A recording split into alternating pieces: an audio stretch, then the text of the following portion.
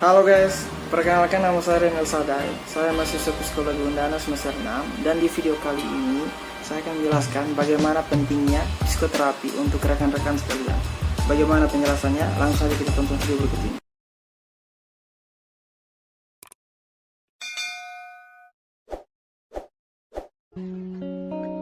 Kebanyakan orang berpikir, apa yang akan kita ceritakan ke psikolog? Atau pertanyaan apa yang kira-kira bisa kita tanyakan ke psikolog? Benar tidak cerita saya ini saya ceritakan ke psikolog? Betulkah psikolog akan memahami perasaan atau pemikiran yang saya punya? Tenang saja, psikolog tentunya akan memahami apa yang jadi masalah dalam hidup Anda. Orang yang datang ke psikolog akan diajak untuk sharing mengenai masalah apa yang sedang dia alami. Sharing ini biasanya orang tersebut akan diminta untuk bercerita mengenai apa yang dia rasakan, dia pikirkan, apa kejadian yang selama ini menghantui dalam pikirannya, dalam perasaannya, atau apakah fungsi hidupnya saat ini sedang berjalan benar atau sedang dalam masalah.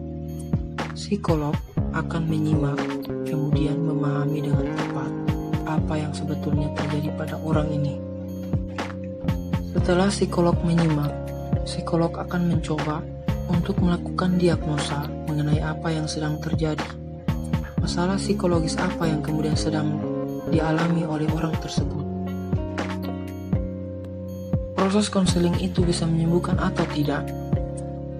Untuk masalah-masalah yang simpel, konseling bisa sangat membantu karena prosesnya akan membantu orang tersebut untuk meregulasi emosinya, sehingga emosi yang tadinya terpendam dalam diri yang membuat dia merasa sangat tertekan akan keluar karena diceritakan dan membuat perasaan menjadi lebih lega. Akan tetapi kalau ditanya, apakah proses konseling akan membantu seseorang merubah perilakunya dan pemikirannya? Yang bisa merubah ini namanya psikoterapi. Psikoterapi biasanya ditawarkan oleh psikolog ke seseorang yang bisa dikatakan sebagai kliennya.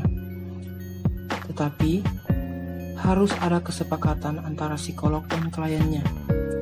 Karena proses psikoterapi tidak mungkin berjalan hanya dalam satu kali pertemuan. Dan itu akan membuat orang ini harus menyediakan waktu, menyediakan tenaga, dan menyediakan tentu saja biaya untuk menunjang proses psikoterapi berjalan lebih lancar. Kemudian, yang selanjutnya harus ditetapkan seseorang adalah mengenai tujuan dia untuk datang ke psikolog. Tujuan harus ditetapkan dengan jelas. Kita bisa melihat dengan harapan apa yang kita miliki ketika kita datang ke psikolog. Kalau misalnya harapan kita untuk mengubah sesuatu dalam diri kita, misalnya merubah perilaku, merubah perasaan yang selama ini kita miliki, atau mengubah bagaimana cara kita melakukan problem solving, atau mengubah bagaimana cara kita memandang sesuatu, itu tidak bisa dilakukan hanya dengan proses konseling, dengan satu kali pertemuan. Itu harus dilakukan dengan cara psikoterapi yang akan membuat kita beberapa kali datang menemui psikolog.